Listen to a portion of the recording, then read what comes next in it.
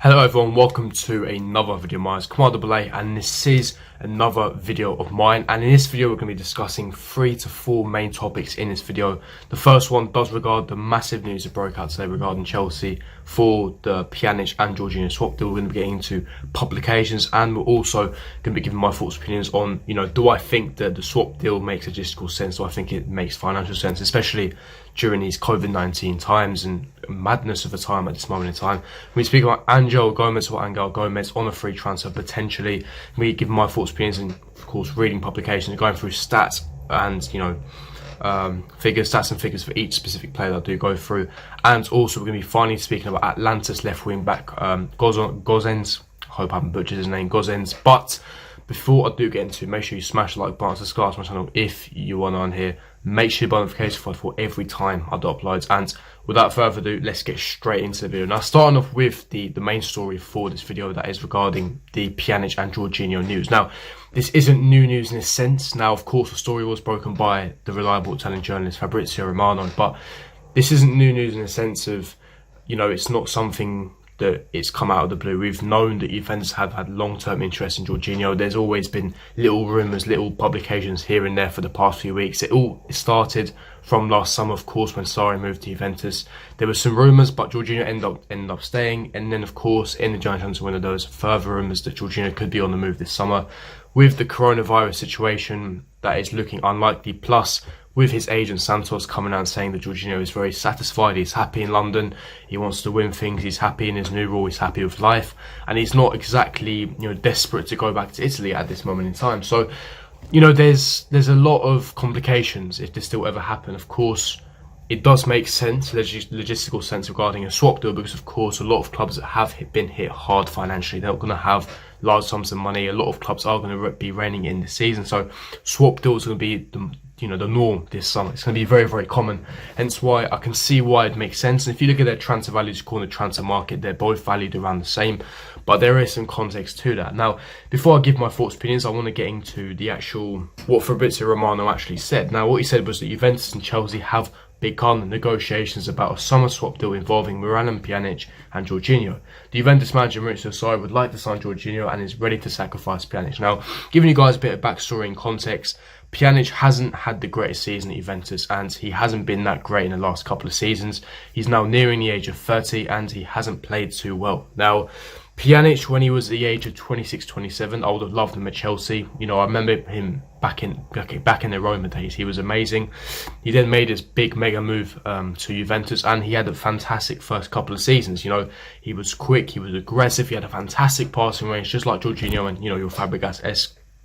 Was a master at free kicks, was an absolute free kick goddess, a free kick specialist, quick, agile, and would have suited us perfectly. And in his prime, I will say, 2-3 years ago, he was a world-class player, but recently he's been on a steep decline since 2016. That is a given fact. He's been on a massive decline. He's got a lot slower.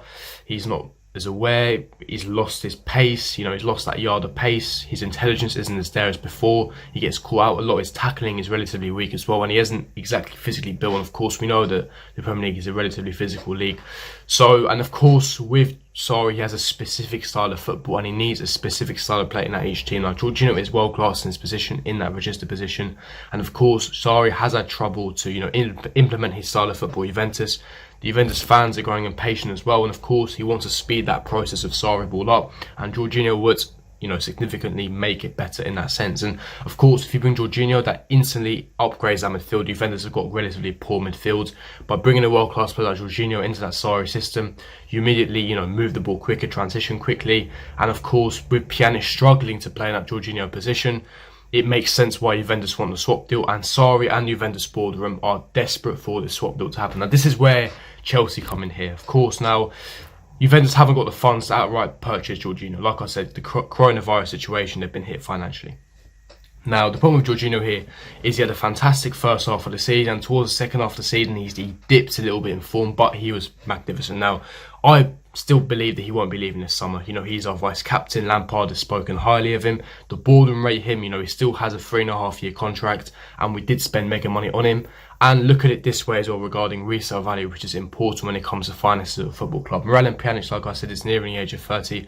Jorginho just only recently hit 28, so Jorginho is in the prime of his career.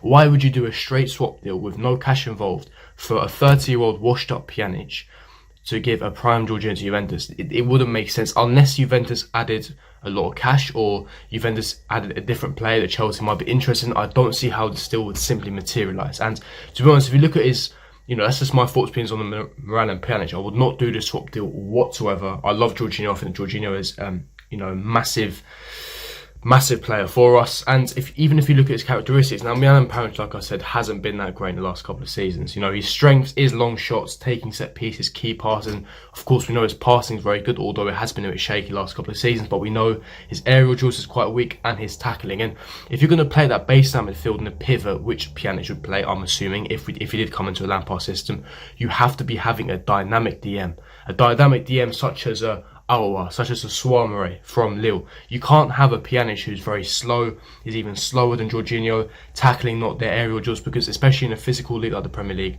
you'll constantly be getting caught out. And for me, I don't think this deal makes any sense. I would not do this deal whatsoever. I think this would be a terrible deal for Chelsea, but like I said, that is just my thoughts, opinions. I want you guys to leave me your thoughts, opinions in the comments section below. Would you do this trade deal? Or if not, if you think it's a good deal, again, leave me your thoughts, opinions in the comments section below.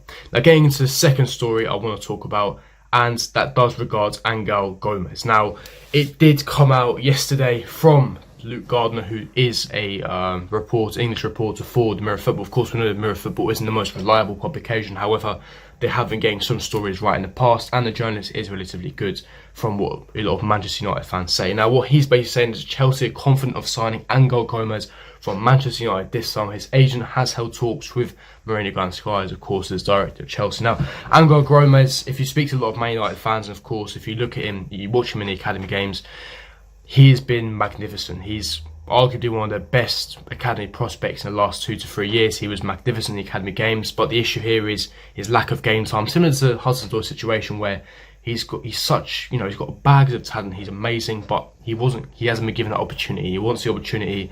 He's rejected numerous amount of contract offers from Manchester United because he wants a bit more money, and also he wants assurances regarding game time. Now, this is the area where I'm quite confused. Now, put Angel Gomez's abilities to one side for a second. Let's talk about, does it make sense for him as a move? Now, he wants to move to a club to get more game time. Now, midfield is one of the departments of Chelsea where, you know, it should be the least priority is to upgrade. You know, we have top quality players in that midfield position, and I would say I would upgrade maybe the number 8 position, just because Roman Loftus-Cheek is not, you know, he hasn't been for a full season yet, so we don't know how he's going to fare coming back from his injury. But regarding Angel Gomes, he's more of a number 8 or number 10 style of player. He's very, very small, so he hasn't got that physicality, but he's got natural talent, technical ability, quick, moving in between lines, good transitioning play, great pass ability, good shooting range on him. But we have Mason Mount, we have Loftus-Cheek, we have Ross Barkley. Yes, these players are not fantastic, especially Ross Barkley. Ruben Loftus-Cheek and Mason Mount I do rate, you know, as in they could be a top quality player for Chelsea, but Ross Barkley I don't have that much faith in. But we're stacked in that position. Unless we get rid of 2 to 3 midfield players, I don't see how Angel Gomes will, you know, get sufficient game time. Maybe in the odd Carabao Cup game or FA Cup game, etc. But apart from that, it doesn't make any sense in my personal opinion. Now, like I said, regarding Angel Gomes, I don't think he'd get much game time with Chelsea. I think he'd have the same problem at United where he doesn't get the efficient game time. So I don't think Chelsea is a correct move. However, if Chelsea have a long-term plan for him, then by all means I would be for this deal, because he is United's last 2 or 3 years best academy prospect, and he would be a fantastic addition to this squad quality and, of course, squad depth-wise. But leave me your thoughts, opinions in the comment section below. And now getting into final play, Gosens, the left wing back from Atalanta. Now, of course, before the coronavirus outbreak, Atalanta were having a magnificent season, cruising their way into the quarterfinals of the Champions League, pushing Juventus for, you know, toe-to-toe for the Serie A title, and they've been honestly flawless. They've been magnificent. They've been tremendous. Now, regarding Robin Gosens, now who is Robin Gosens? Now, Robin Gosens is a left wing back from Atalanta. Now, why do I say left wing back? Because Atalanta this season predominantly been using a 5 at the back formation, of course. In a 5 at the back formation, you do have wing backs. Now, of course, what have the reports been saying? Now, the publication has been saying that Chelsea and Moonigan and Sky have been really interested in signing Robin Gosens, and I've been also been told by a source that the interest is legit. Of course, he isn't our first choice. Our first choice is Alex Telles, then of course Benjamin Chilwell. But if we are priced out of a move for either of them, then we could be looking at Robin Gosens. Now, Robin Gosens, look at him statistically. He's a 25-year-old left wing back. And let's look at his strengths and weaknesses. Now, strengths, he's very, very tall. So, of course, his aerial duels is very, very strong. He's holding onto the ball at very, very press resistant. Technical ability is quite good. He's got really good finishing, similar to like a Marcus Alonso. Defensive contribution is strong. The tackling is strong. And also his style of play is basically where he likes to play short passes. He likes to tackle. And there is no significant weaknesses according to the statistics page, which I'm whoscored.com, which is what I'm using at this moment in time. Of course, he's very tall. The only issue I do have with him is his pace. Now, a lot of people have been saying that, you know, he's very similar to Alonso, where he does get caught out defensively. Sometimes, of course, in the Premier League, that could be an issue. But for me, he would be a good addition. I wouldn't be upset if we signed him, but he wouldn't be my first choice. I would definitely prioritise an Alex Telles or a Benjamin Chilwell, etc., etc. But leave me your thoughts, opinions in the comments below. Would you take Gosens at Chelsea? If not, again, leave me your thoughts, opinions in the comments below. But if you did enjoy this video, to smash the like button, subscribe to my channel if you're not here. Make sure to hit the bell notification. I'll see you guys for my next video. Peace.